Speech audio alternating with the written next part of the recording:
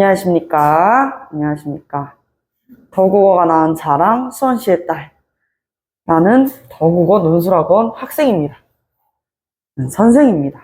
자, 그렇다면은 오늘은 우리 14강 같이 한번 나가봐야겠죠. 그죠? 14강은 이제 사실 거의 진도가 끝이 나고 있어요. 오히려 이 부분은 고등학교 올라가게 되면은 1학기 기말고사 때 더 깊게 배우게 되는 단원이에요.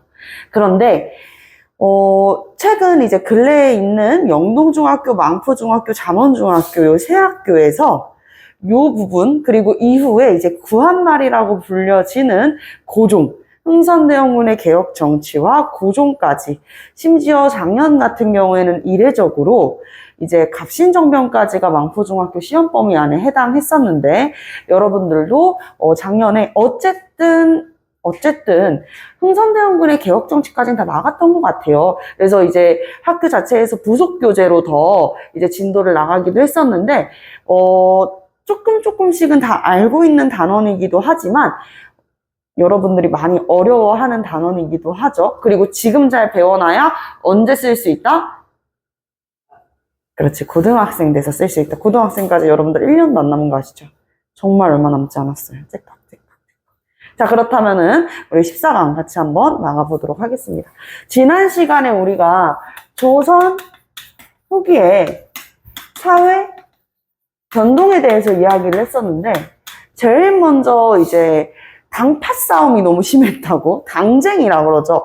붕당을 형성해가지고 잘 정치를 서로 견제하면서 좋은 쪽으로 이끌어 나가면 너무 좋은데, 당파 싸움이 너무 심해져서 이 당쟁 때문에 조선 사회가 진짜 혼란해질 지경이었다. 그래서 이 특정, 예를 들어 동인이나 서인들, 특정 세력들이 정계를 주도하고 있었는데 확 뒤바뀌기도 했어. 우리가 그걸 환국이라고 했어요. 환국. 그래서 경신환국에서는 원래는 남인이 주도하고 있었는데, 허적 이제 기름천막 사건, 유학 사건을 계기로 이제 허적의 이제 서자가 아니라 서자가 이제 역무를 꾀했다라고 해가지고 남인 세력들 축출되고, 그리고 이제 서인이 이제 다시 정계를 주도하게 되었는데, 기사환국 때는요, 누구?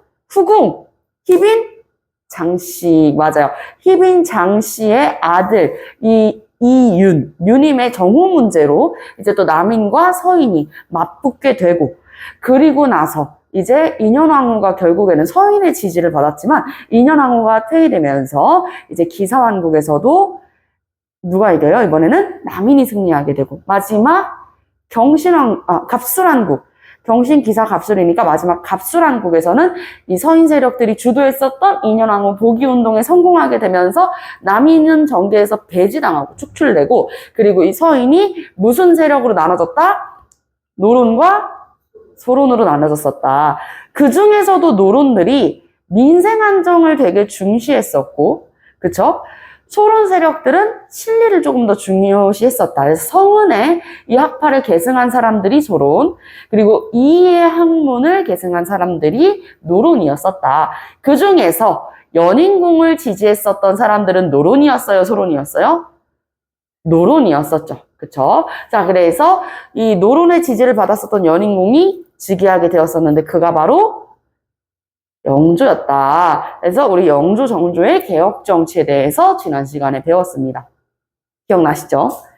잘 기억 안 날 수 있는데 선생님이 복습 한번 할 테니까 여러분들 제발, 이틀 전에 배운 건데 잊어버리면 우리 지금 반년 정도 남았다 그랬잖아. 반년 뒤까지 기억할 수 있겠냐고요. 그쵸? 자, 그래서 조선 후기의 사회 변동, 일단은 비변사가 최고의 권력기구가 되었어요. 원래 비변사의 역할은 뭐였었어? 변방의 치안을 방비하는 곳. 변방의 치안을 방비하는 곳이 비변사였었는데, 이 임시군사시설이 이제 양난을 거치면서 최고의 권력기구가 되면서 붕당의 근거지가 되고, 붕당의 근거지가 되었었던 곳 중에 한 군데 더, 뭐예요? 서원이 있었다. 서원이 있었다. 이렇게 볼 수가 있겠어요. 자, 두 번째는 신분제의 동요인데, 신분제의 동요인데 신분제가 막 흔들리기 시작해. 근데 선생님이 예로부터 그런 얘기 했었죠. 어떤 친구가 자기는 이제 자본주의 체제가 만들어 놓은 이 신분제도에 맞서는 그런 이제 여전사가 되고 싶다라고 이야기를 해서, 역사적으로 신분제도, 이런 봉건제도를 갑자기 무너뜨리게 된 거는 한 사람의 어떤 주도적인 활약도 있긴 하지만 거진 사회의 변화, 경제제의 변화가 조금 컸었다라고 선생님은 생각을 해. 특히나 원래 이제 중세 유럽의 봉건사회였었던 기사층이라든지 아니면은 이제 영주, 그리고 성직자, 귀족들, 이런 특정한 신분제를 무너뜨렸었던 것은 사실 상업의 발달. 그치? 그래서 우리 세계사 때 배웠었잖아요. 지중해 상인들. 요런 이제 상업 활동이랑 맞물려 있다. 즉, 자본이 개입되게 되면 그동안 자리 잡아놨었던 봉건사회의 신분제가 무너질 수도 있다는 거야. 근데 이 신분제가 동요하게 되는 이유 중에 하나가 상공업의 발달이었어. 상공업의 발달. 요거 기억을 해 놓으셔야 되겠죠. 어떻게 상공업이 발달되었는지 이야기를 할 것이고요. 그리고 나서 매관 매직이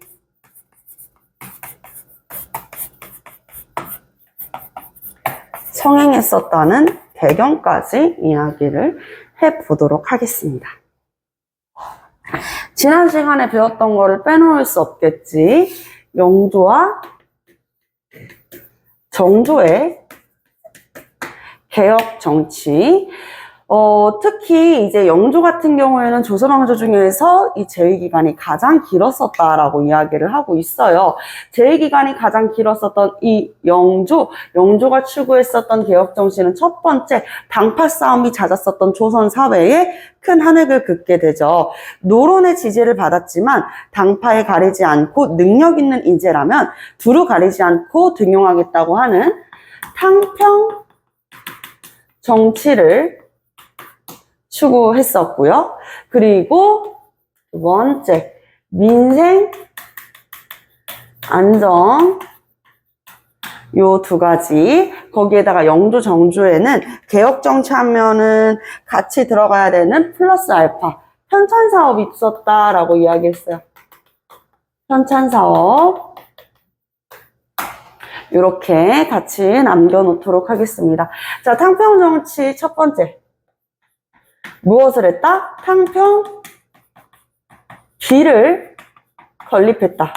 성균관 앞에 이제 탕평비를 건립해서 내 약속하지, 당파에 가리지 않고 능력이 있는 사람이라면 신하로 등용시키도록 하지 라는 것을 맹세한 이 비석을 세우게 되고, 두 번째는 탕평파를 육성해서 이 탕평파를 중심으로 국정을 운영했었다. 탕평파 육성. 그리고 세 번째는 이조 전랑. 이조 전랑이 뭐하는 벼슬직이었었어? 이조가 뭐하는 곳이지? 인사를 담당하는 곳이라 그랬지.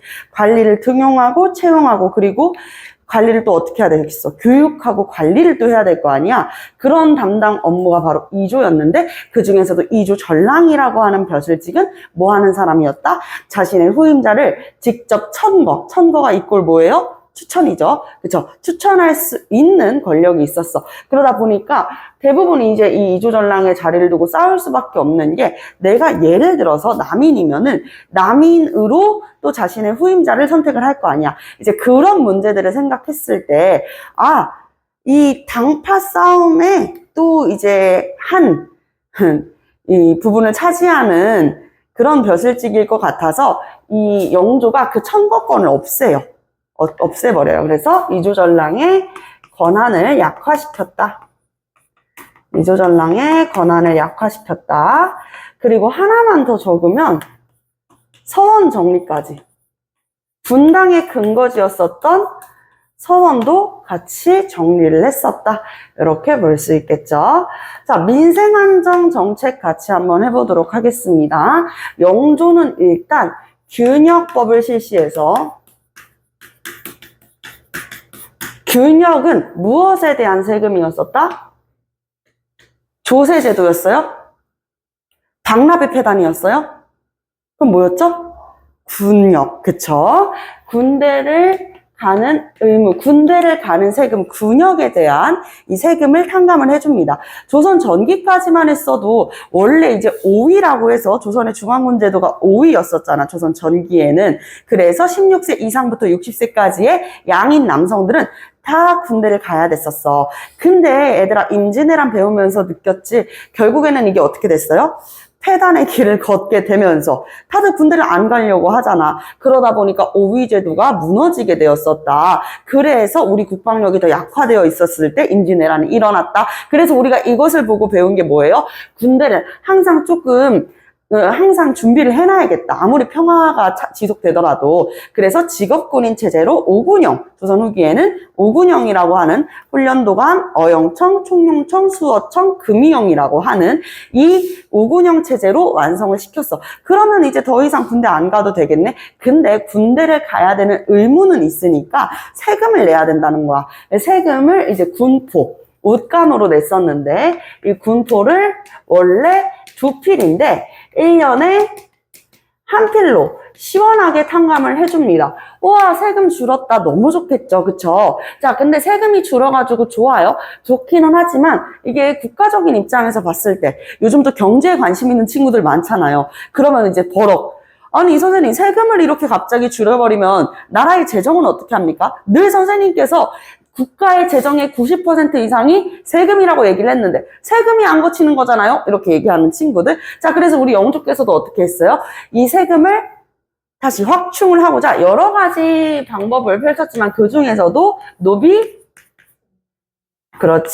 종목법 실시해서 원래 천민은 엄마나 아빠 둘 중에 한 명이라도 천민이면은 천민이 되었었단 말이야. 근데 엄마의 종을 따라간다라는 거야. 어머니가 양인이면은 어머니를 따라서 천민이 아니라 양인이 되는 제도. 그래서 양인의 수를 확보하고 조선 안에서 세금을 내는 양인을 늘려 한마디로 이 줄어들었었던 재정을 확충시키기 위한 제도로 이렇게 하게 되었다라는 내용 볼 수 있겠죠.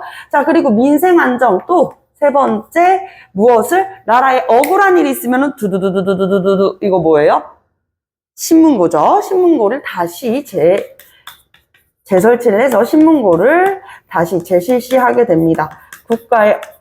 국가에 아니면은 자신이 정말 억울한 일이 있어. 그러면은 이제 두두두두두 신문고를 울리는 것이죠.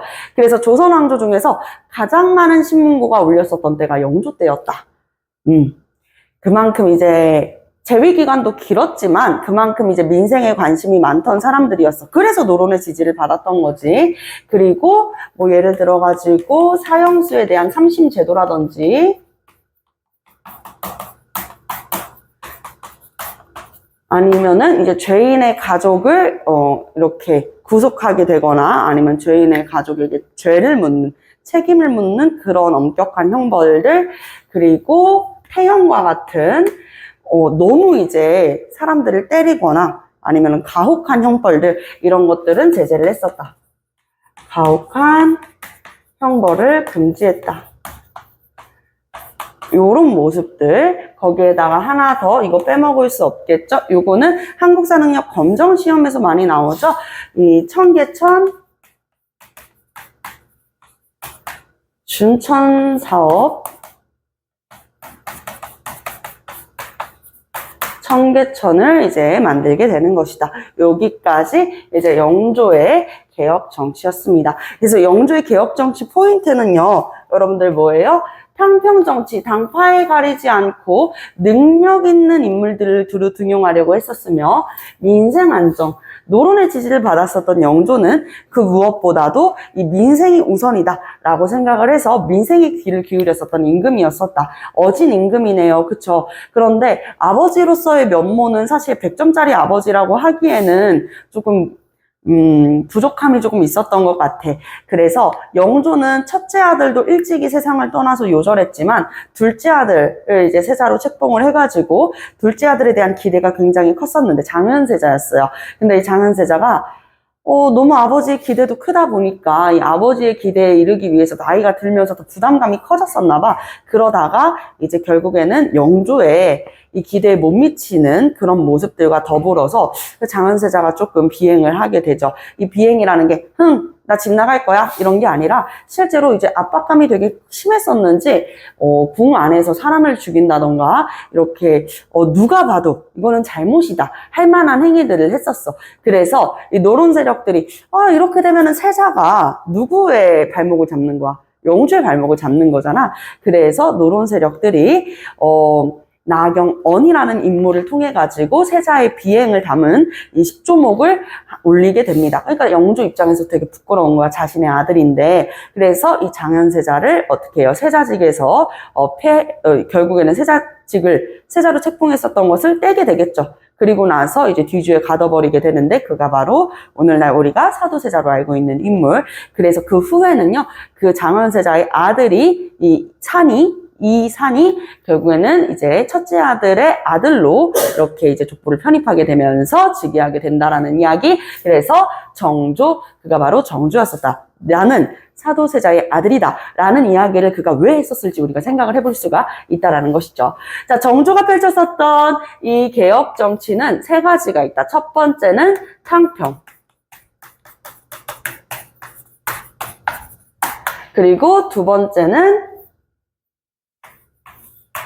정조를 별로 좋아하지 않았었던 세력들이 있어. 누구냐면 우리 영조를 지지했었던 세력들이 노론이라 그랬지. 노론의 지지를 받았었는데 이 노론도 나중에는 이제 두 파로 갈리게 돼. 사도세자의 죽음 앞에서 사도세자의 죽음은 너무 과한 처우다 시파, 사도세자의 죽음은 당연한 일이었었다 벽파, 이렇게 나뉘게 된다는 거야. 시파와 벽파. 그리고 이제 소론은 당연히 이제 영조가 아무리 탕평을 펼친다고 한들 완벽한 탕평까지는 어려웠었단 말이야. 서로는 정치 참여할 수는 있었지만 그렇게 많은 세력은 아니었었어요. 그래서 정계를 주도하고 있었던 게 노론이었었단 말이지. 그래서 정조는 정계에서 배제되었었던 소론이나 아니면은 남인을 주로 이제 등용을 하려고 했었던 모습들을 보였었다. 그리고 서얼에 대한 차별을 최대한 줄이고 서얼들도 이제 등용하는 그런 모습들을 보여줬다. 이렇게 볼 수 있겠죠. 그러다 보니까 정조가 너무 미움을 많이 샀어. 특히 노론의 벽파 세력들한테 미움을 많이 사게 되면서 암살에도 많이 시달렸는데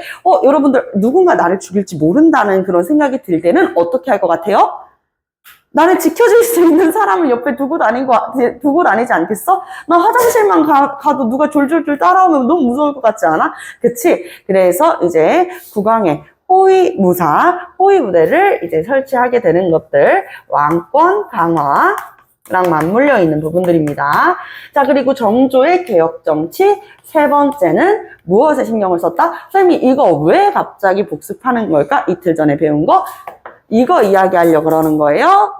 요거. 자, 그래서 상공업의 발달, 이렇게 해가지고 세 가지 이야기를 해볼 수 있겠죠.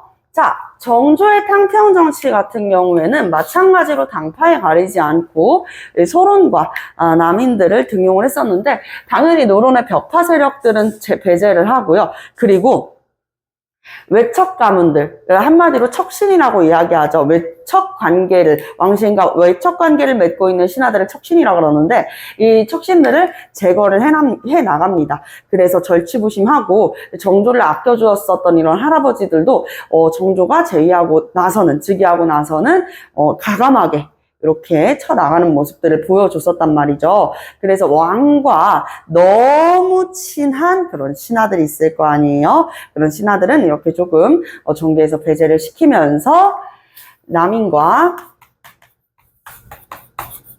그리고 소론을 두루 등용하는 모습, 그리고 서얼도 등용을 하는 모습. 그래서 이 정조 때 등용이 됐었던 능력 있는 신하들, 여러분들이 알고 있는 화성 축조 하면은 잘 알고 있는 인물들 누구예요? 채세공과 정약용 이런 인물들이 정조 때 등용이 되는 것이죠. 자, 그리고 왕권 강화를 보면 첫 번째, 정조가 자신의 정치를 펼치고 싶었지만 그렇게 펼칠 수가 없었던 이유 중에 하나가 의정부라든지 육조라든지 의금부라든지 왕권의 뒷받침이 되거나 아니면 왕을 보좌하고 왕을 도와줄 수 있는 기구들을 대부분의 노론 세력들이 이미 정계를 주도하고 있었기 때문에 다 관직을 차지하고 있었단 말이야. 그러니까 정조의 말을 들어주지 않겠죠. 그쵸? 정조가 뭐라고 얘기하는데 전하 통촉하여 주시옵소서. 계속 이래 버리면은 아무리 왕이어도 말을 할 수가 없잖아. 그래서 이제, 정조의 이 뒷받침이 될 수 있는 권력 기구를 만들게 되는데, 처음부터 이건 내 권력 기구야. 이렇게 만들면은 좀 그렇잖아. 그래서 처음에는 우리 왕실 도서관으로 선왕들의 이런 기록이나 아니면은 선왕들의 이런 책들을 보관하는 도서관으로 만들었는데, 왕실 도서관이 되는 무엇이다? 규장각이다. 규장각 설치. 왕실 도서관이었습니다. 왕실 도서관인데, 저기, 강화도에 있는 규장각도 있어. 그건 우리가 바깥 외자를 써가지고 외규장각이라고 합니다. 아시겠죠? 자, 그래서 왕실 도서관이었는데, 이제 점점 강력한 권력 기구가 되어간다. 그리고 규장각에서 그냥 도서관이 아니야. 여기에서 공부도 할 수 있거든. 37살 이하의 당화관. 그것도 의정부의 초선에서 능력 있고 젊은 37살 이하의 당화관들은 초계문신제라는 제도를 통해 가지고 규장각에서 공부를 한 다음에 40살이 되면 졸업할 수 있는 제도. 이거 초계문신제 실시했었고요. 자, 세 번째, 장용령을 설치했다. 장용령 설치. 그리고 수령의 권한을 강화시켰다. 수령의 권한을 강화시켰었다. 요런 모습들 같이 볼 수가 있겠습니다. 자, 그리고 나서 이제 상공업 발달로 넘어오게 되면은 상공업 발달에는 첫 번째, 신의 통공이라고도 하고, 우리가 이거를 이제 중학교 교과서에서는 조금 풀어서 시전상인의 금난 정권을 폐지한다 라는 내용으로 이해를 해볼 수가 있는데, 시전상인이 뭐라 그랬어? 국가에서 승인을 받은, 국가에서 허가받은 상인들을 우리가 시전상인이라고 이야기를 한다고 했었죠. 이 시전상인들이 난전의 권한을 금지할 수 있는 금난전권이라고 하는 권리가 있었단 말이야. 이 권리를 어떻게 한다고? 없애버린다고. 그래서 난전도 자유롭게 상업활동을 할 수 있도록 조금 더 이 상공업을 꽃피우게 되는 거지. 국가가 제약을 하거나 아니면은 자유로운 상업활동을 하는 사람들을 제재하지 않고 국가에서 허가받지 않은 사람들도 자유롭게 상업활동을 할 수 있도록 이렇게 신의 통공과, 그리고 두 번째, 이거는 사실 왕권 강화랑도 맞물려 있고 상공업의 발달이랑도 맞물려 있어. 최초의 계획도시가 되는, 우리가 살고 있는 이곳 어딥니까? 그쵸. 여기 우리 수원의 자식들 아니겠습니까? 그쵸? 자, 그렇기 때문에 이 계획도시인 수원이라고 하는 도시를 건설하게 되는데, 수원이라는 도시를 건설하고 더불어가지고 거기에서 군사시설이자, 그리고 이제 왕권, 그러니까 정치시설이기도 하면서 더불어가지고 하나 더. 무슨 시설? 상공업. 상공업을 할 수 있는 이런 화성을 설치하게 된다. 화성을 이제 건설하게 되는 거, 수원화성 건설. 설계에는 정약용이, 그리고 이제 건축에는 최재공이 활약했었던 화성이 되겠습니다. 오늘날의 유네스코 세계문화유산에 등재가 된 화성. 우리 수원에 살고 있다는 자부심이 들죠. 그쵸?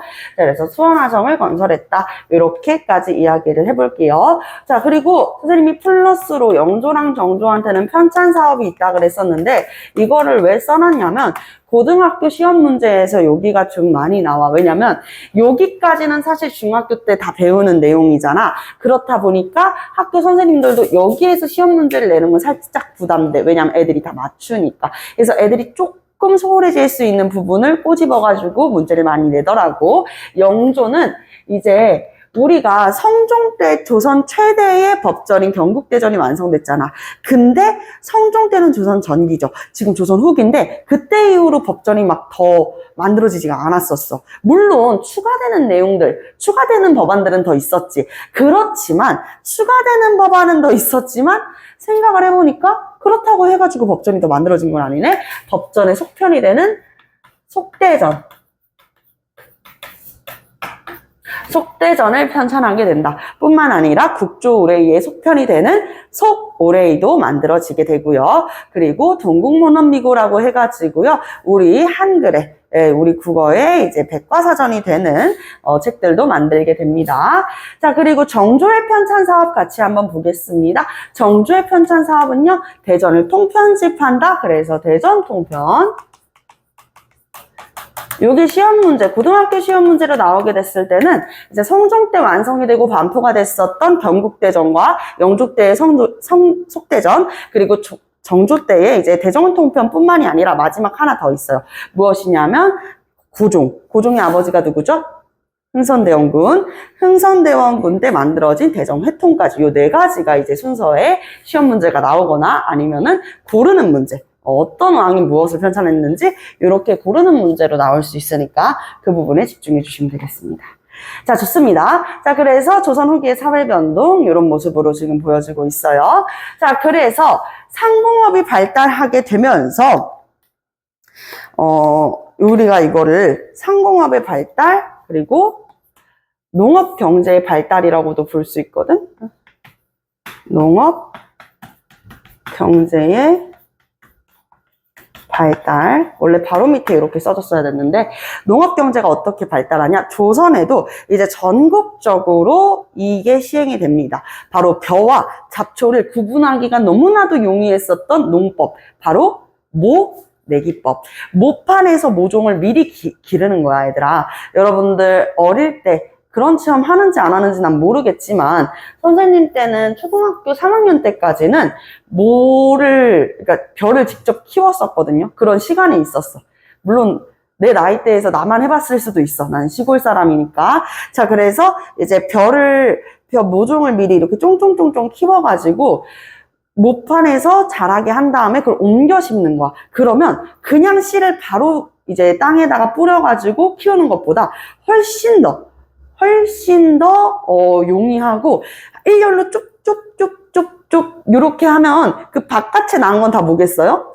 잡초겠지. 그래서 잡초를 뽑는 것도 되게 용이했어. 모내기법이 전국적으로 이제 확산된다. 모내기법 확산이 되면서 노동력은 줄고 이제 농사를 하기 위한 노동력은 줄게 되고 그에 반면 이제 생산량은 더 늘어나게 되는 거지. 그러면서 이모작도 확산이 되는 것은 이모작이 뭐예요?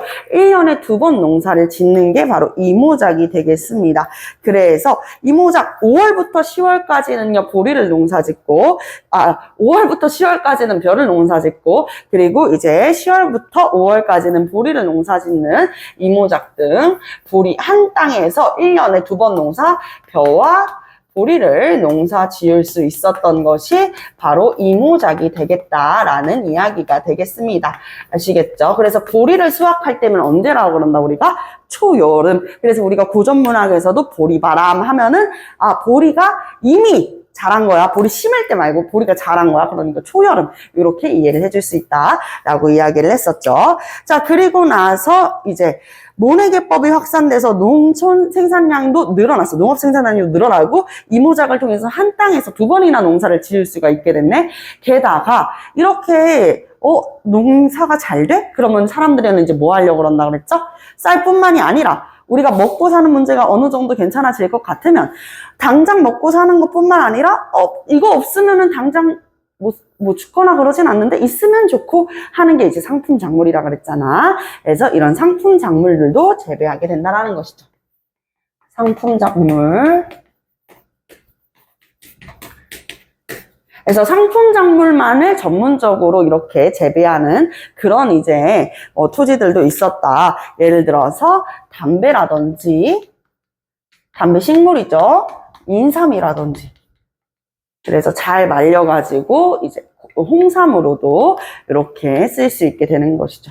그래서 모내기법, 이모작, 상품작물까지 이렇게 농업이 성장하게 되니까 부를 축적한 농민들이 등장하게 돼. 우리가 그를 뭐라 그랬을까?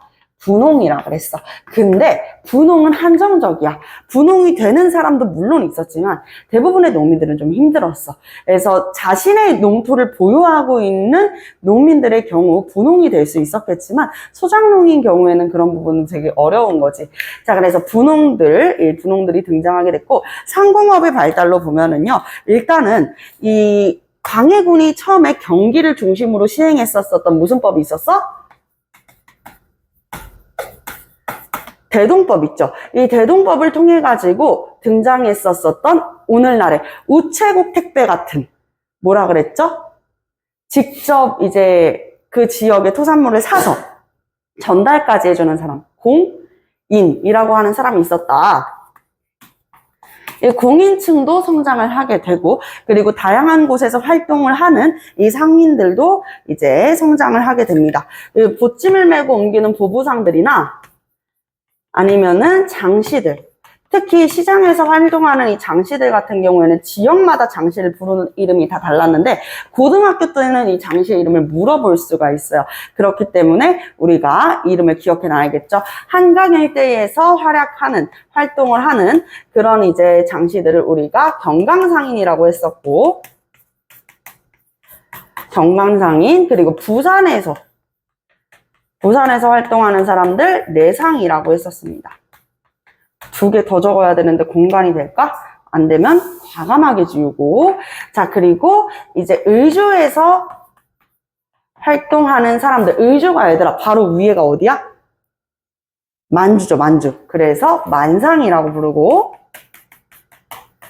개경에서 활동한다. 우리 옛날에 개경이래. 저기 이제 개성에서 활동하는 이제 상인들을 우리 옛날에 고려의 수도가 개경이었잖아. 그치? 그래서 이 개경에서 활동하는 사람들 우리가 뭐라고 불렀냐면요. 개경, 옛날엔 뭐라 불렀을까? 송악이라고 불렀죠. 그쵸? 그래서 송상이라고 해요. 그래서 경강상인, 내상, 만상, 송상 등이 있었다. 이렇게 상업활동을 활발하게 하면서 상인들이 이제 성장하게 되고요. 그리고 민간 광산책을 허용을 하면서 이제 광부들도 많이 생겨났는데 특히 어디 지방에 많았었냐? 북쪽에 이제 평안도에 이제 광산이 많았었어요. 자, 그리고 나서 이제 신분제가 등용하게 되는 이유 중에 한 가지 더 이제 매간매직이 성행한다 그랬었는데 그 이야기는 우리 옆쪽에서 조금 더 나눠볼게.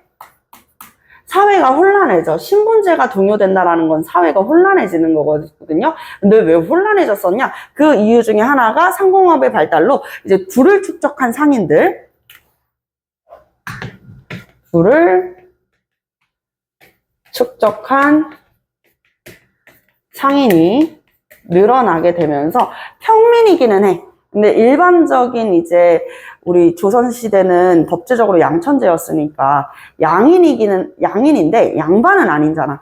양반, 상민 가운데 중인이 있었잖아. 그러니까 중인이나 상민들 부를 축적하면서 이 사람들이 이쯤 되면은 나 먹고 살만한데? 근데 양반들 중에서는 오히려 반대로 몰락했었던 양반들이 많았었단 말이야. 왜냐면 경제활동을 활발하게 못하고 정계는 이미 누가 거의 다 차지하고 있어? 노론이나 서른 같은 특정 당파에서 주도를 하고 있으니까 양반들도 정계에 진출하지 못하는 경우 혹은 이제 관직에서 내려오고 이런 사람들 아니면 관직에 못 올라간 사람들 다양한 이제 가문들이 있을 거 아니야. 그러다 보니까 몰락하게 되는 경제적으로 궁핍했었던 이런 이 양반들이 그렇다고 본인들이 어떻게 다리라도 걷어붙이고 농사 지을 거예요? 양반이 상업활동 할 거예요? 양반이 그럼 어떡해? 그럼 어떡할 건데? 족보를 파는 양반들이 등장하기 시작하는 것이에요. 그래서 이제 족보를 팔거나 사거나 하는 행동들이 다양해지게 되면서 신분제가 동요되기도 한다. 공명첩, 납속 등을 통해서 신분을 구매하는 사람들이 늘어난다는 것이죠. 공명청은 명자가 이름명이야. 이름 쓰는 칸이 비어있다라는 거야. 그래서 내 이름 김계동을 쓰면은 특정 관직을 얻을 수 있다거나 아니면은 이제 돈을 내고 뭘 사는 거예요? 신분을 사는 그런 계층들이 늘어났었다. 왜 부가 축적이 되었으니까 돈은 있어. 이제 명예만 있으면 되겠네. 그래서 이렇게 공명첩이나 납속 등을 통해 가지고 신분을 향상하는 사람들과 더불어서 매관매직, 우리가 이것을 이제 매관매직이 성행한다 라고 이야기를 할 수가 있는데요. 관직을 어떻게 한대? 돈 주고 판매하고 구매한다라 그래서 우리가 매관매직이라고 합니다. 관직을 판매하고 구매한다. 매관매직이 성행한다. 당연히 어떻게 되겠어요? 신분제가 동요되고 이렇게 매관매직을 통해 가지고 이제 신분을 사들였었던 중인이나 상민들이 늘어나게 되겠죠. 그래서 무엇이 등장하게 되냐면 향촌 사회에 이제 신향이 등장하게 되는 거야. 새로운 양반들이 등장하게 되는 거죠. 신향의 등장. 그래서 원래 향촌 사회에 있었던 양반들이 있었을 거 아니에요.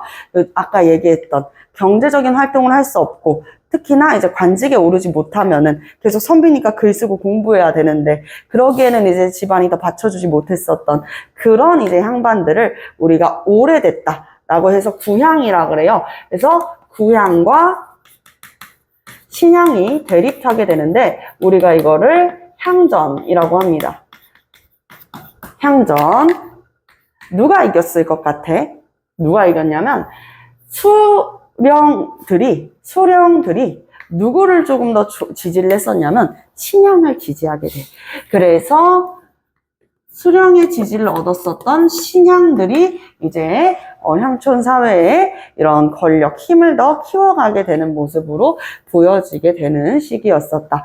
자, 그러면 사회가 갑작스럽게 달라졌잖아, 얘들아. 이렇게 되면 사회가 혼란해지지 않겠어? 그리고 특정한 사람들만 이렇게 부를 축적한 분홍이 될 수 있고 대부분의 사람들은 아무리 열심히 해도 달라질 수 없는 이런 현실을 살아갔었다라는 건데 자, 그러면서 이제 사람들이 무엇에 의존을 할 수밖에 없게 되냐면요. 종교. 그래서 다양한 종교가 등장하게 돼요. 자, 세 번째. 종교. 평민을 중심으로 이런 종교가 확산이 됩니다.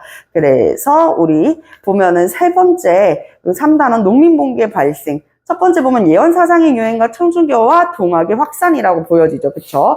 그래서 사회의 불안과 예언사상의 확산이라고 이야기를 합니다. 사회 불안으로 인해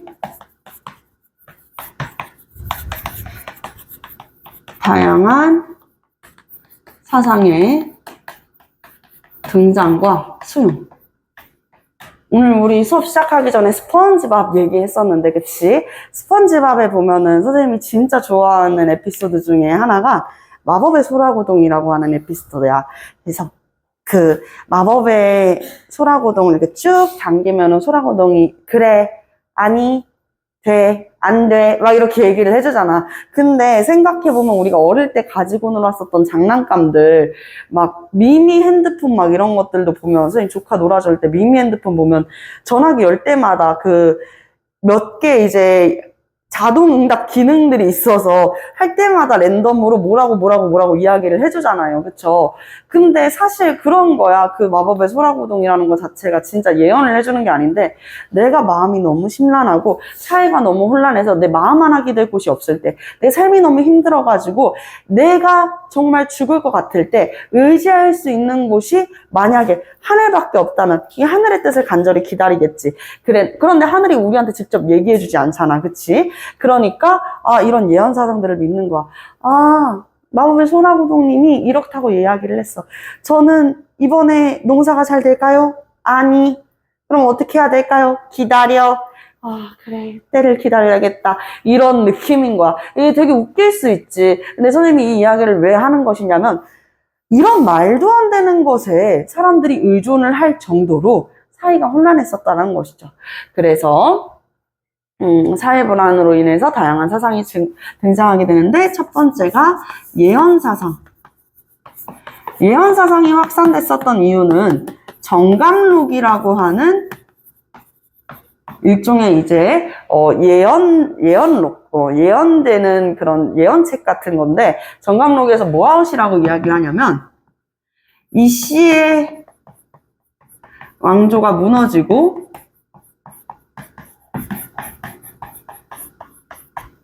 정 씨의 나라가 열릴 것이다. 이것을 예언을 한 거야. 그래서 이 씨의 왕조가 무너진다는 게 어떤 나라겠어? 조선이라는 나라가 무너지고 정 씨의 나라가 새로이 열린다. 그래서 새로운 세상이 열린다.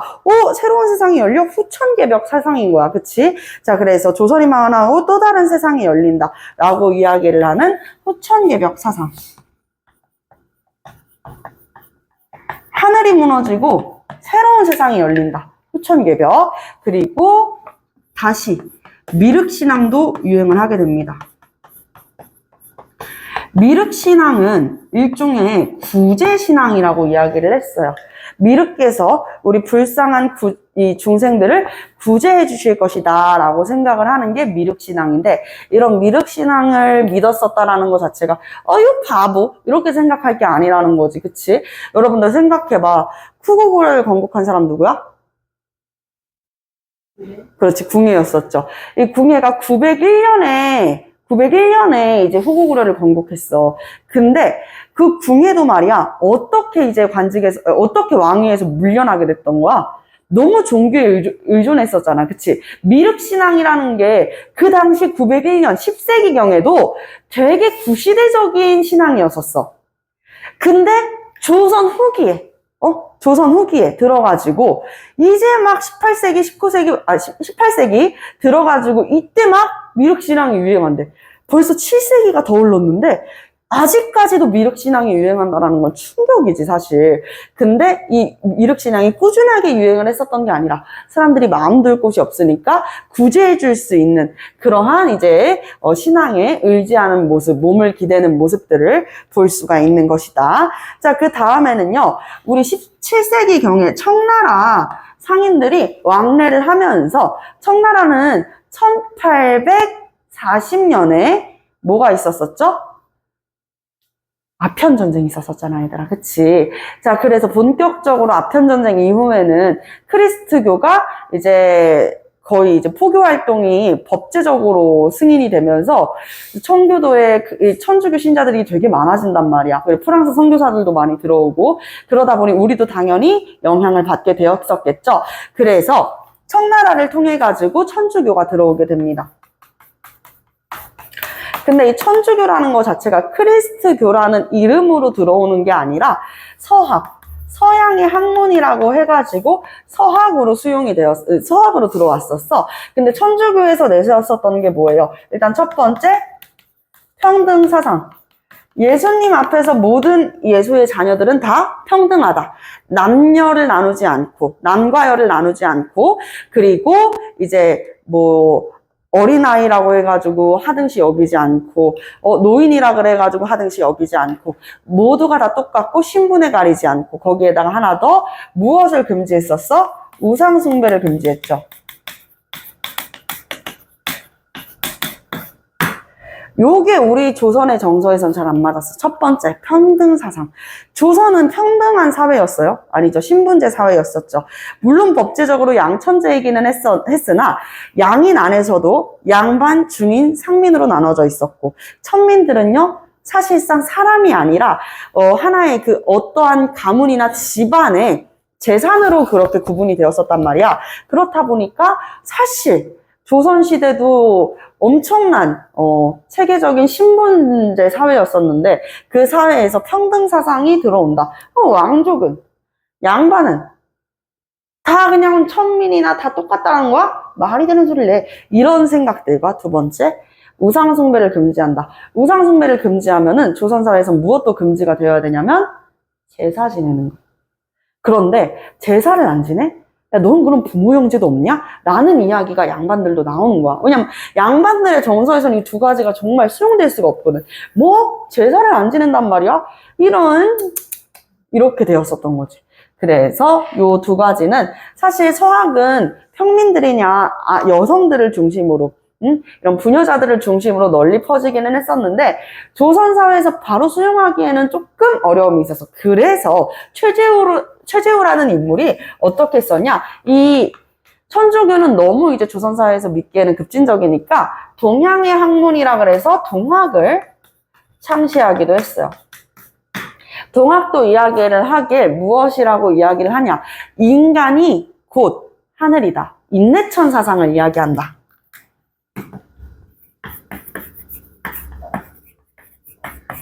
인간이 곧 하늘이 된다. 인내천, 현등 사상을 이야기했었다. 하지만 사회를 혼란시키는 이상한 이제 사상을 전파시킨다는 죄로 첫 번째 교주였었던 최재우와 두 번째 교주였었던 최시영은 결국에는 사형을 당하게 된다라는 거. 그럼에도 불구하고 동학을 믿는 사람들은 사회 곳곳에, 농촌 사회 곳곳에 퍼져 있었다. 자, 이렇게까지 이야기를 해보도록 하겠습니다. 여기까지 하고 그리고 나서 세도 정치의 전개와 그리고 농민봉기의 전개까지 두 가지를 다 나가볼게요. 10분 쉬고 이어서 하겠습니다.